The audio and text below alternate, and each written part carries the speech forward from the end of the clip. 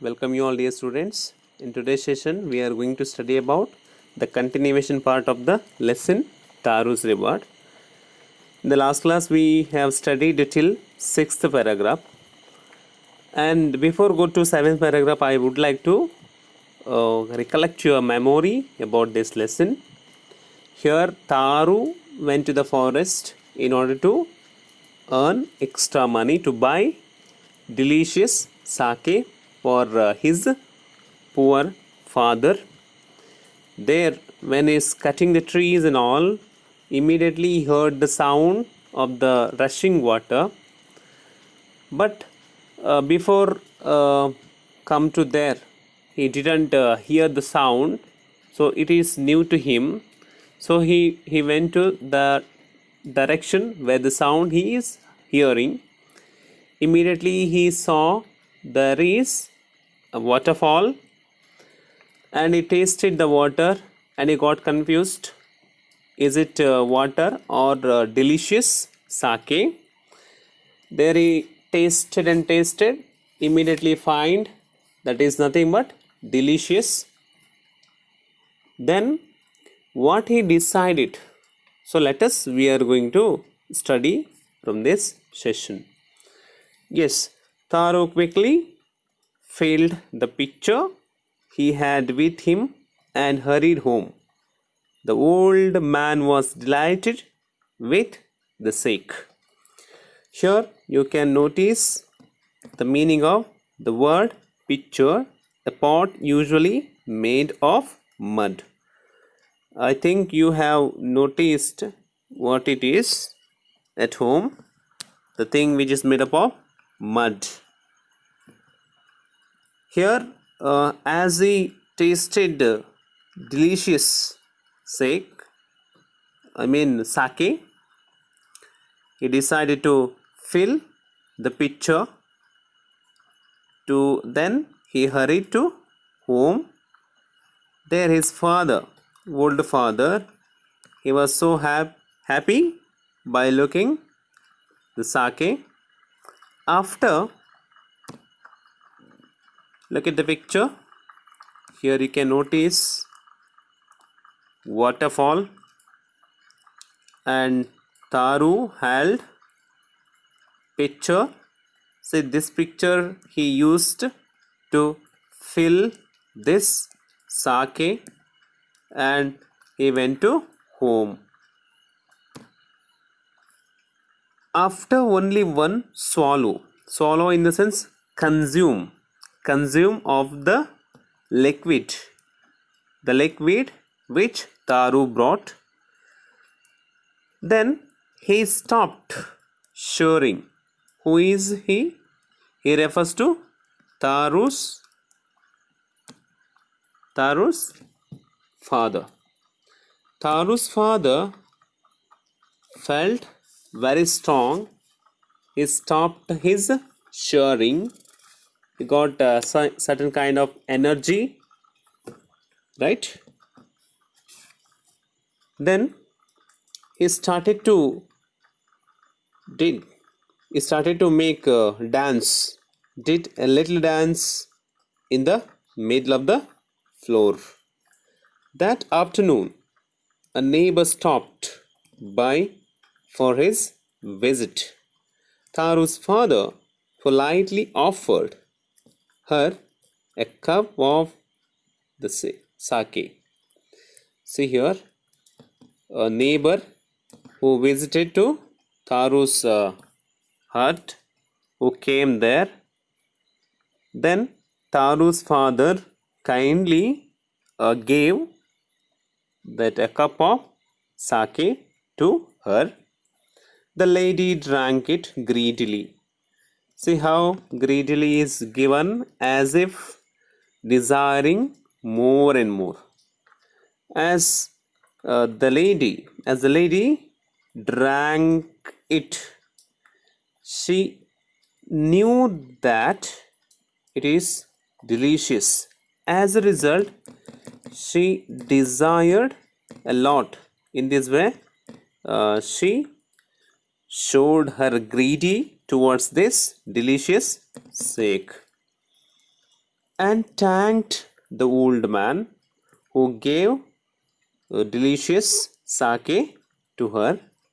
Then Taro told her the story of the magic waterfall. After giving delicious sake, Taro narrated the story how he got that particular sake. Thanking them for the delicious drink, she left in a hurry. By nightfall, she had spread the story throughout the whole village. Look at here. Immediately after hearing the story, she left the place. How? In a hurry. Hurry in the sense very quick. She wanted to do something. That's why she came to her village and she wanted to spread the matter everyone. Spread the matter to everyone. That evening there was a long procession. Procession in the sense, what do you mean by procession? Procession, somewhere a long mark.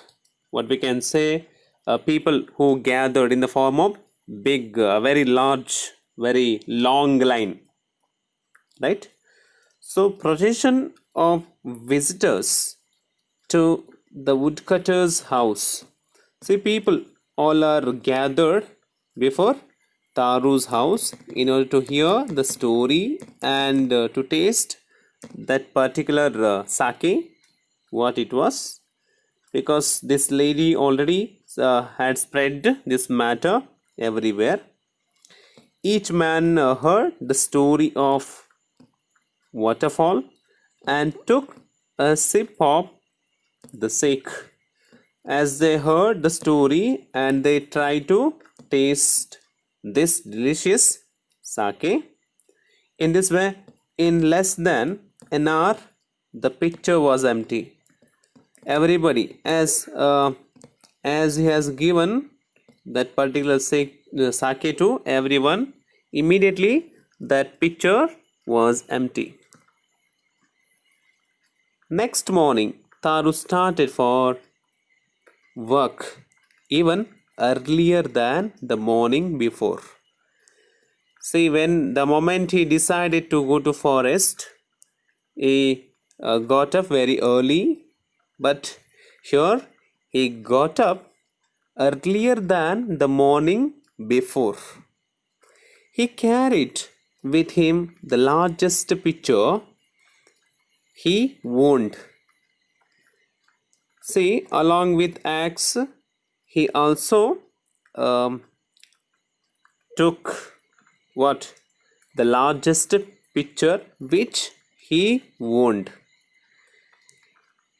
He intended first of all to go to the waterfall. So intended in the sense planned. He planned to go at first to the waterfall. Earlier he planned to go to cut the trees in order to make extra money.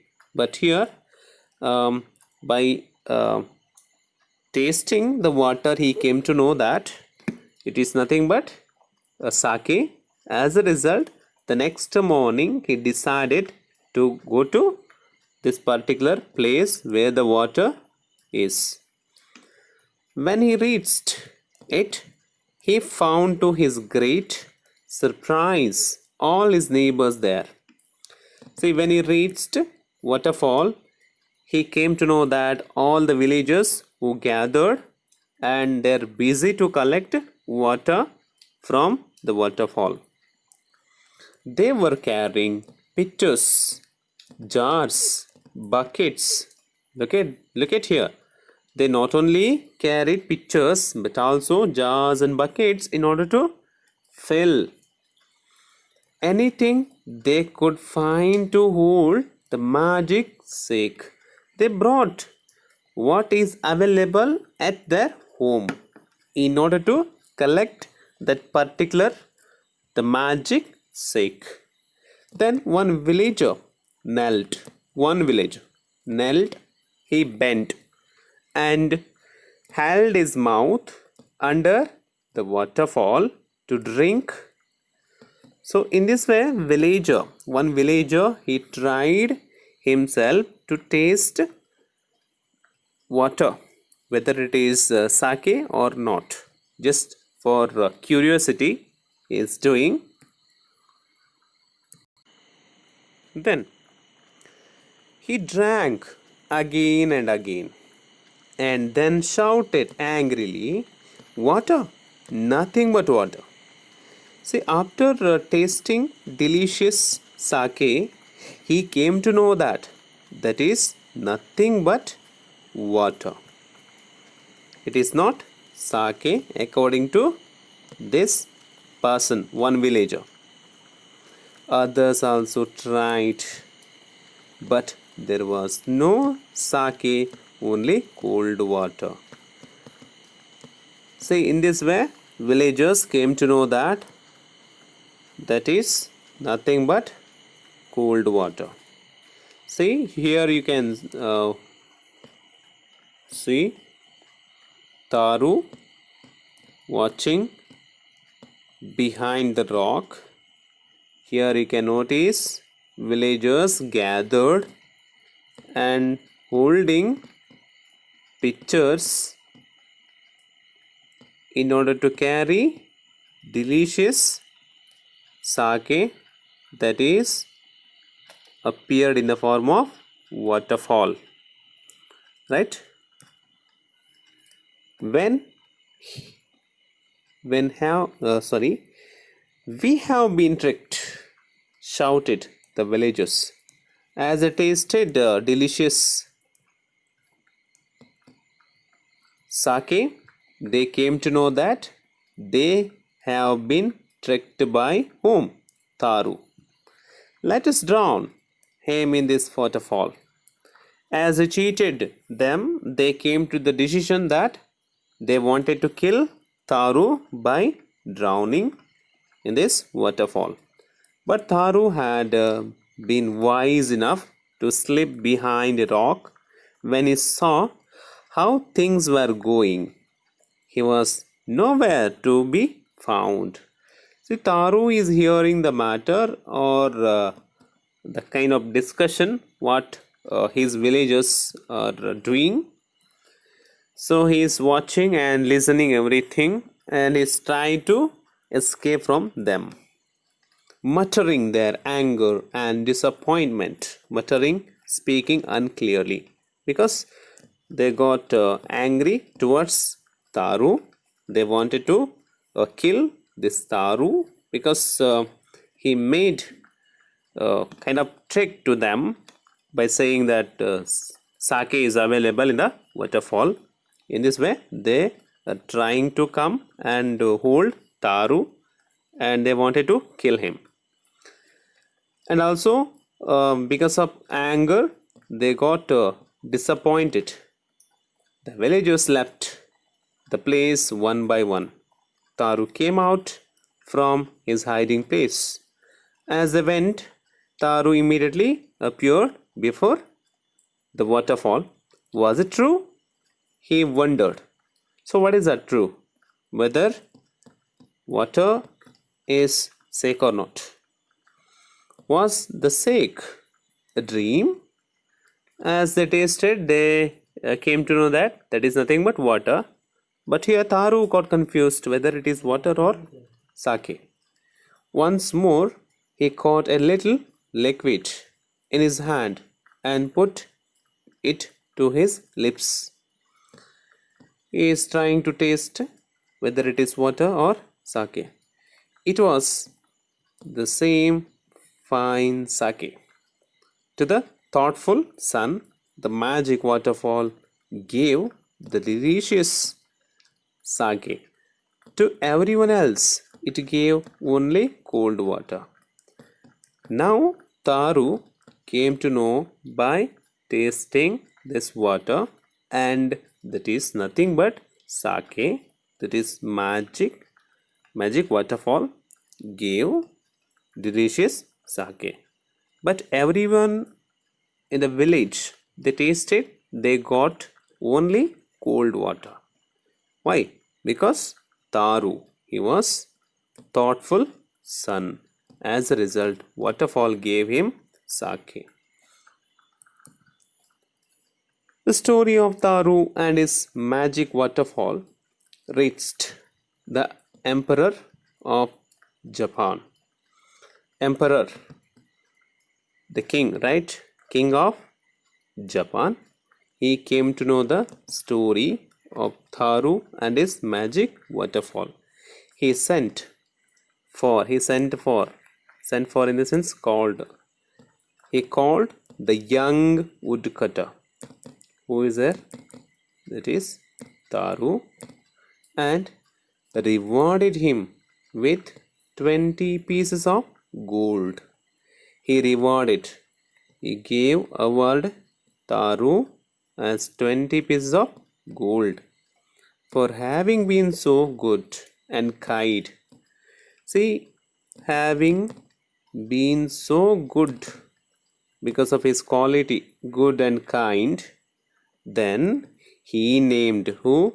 King, Emperor, named the most beautiful fountain. What do you mean by fountain? Fountain in the sense kind of what we can say, that a structure which water is pumped into the air and falls down again. So that is what? Fountain. So he named the most beautiful fountain in the city after Taru. This said the emperor was to encourage all children to honor and obey their parents. See, emperor gave Taru's name to the most beautiful fountain in the city just because of encouraging all children to honor, to give respect and obey their parents. So in this way the story is wind up. Thank you so much, my dear students, and I would like to give homework. Homework is at page number 13. You have working with the text there. 5 questions are there. Attend those questions, write answers in your own way. Thank you so much.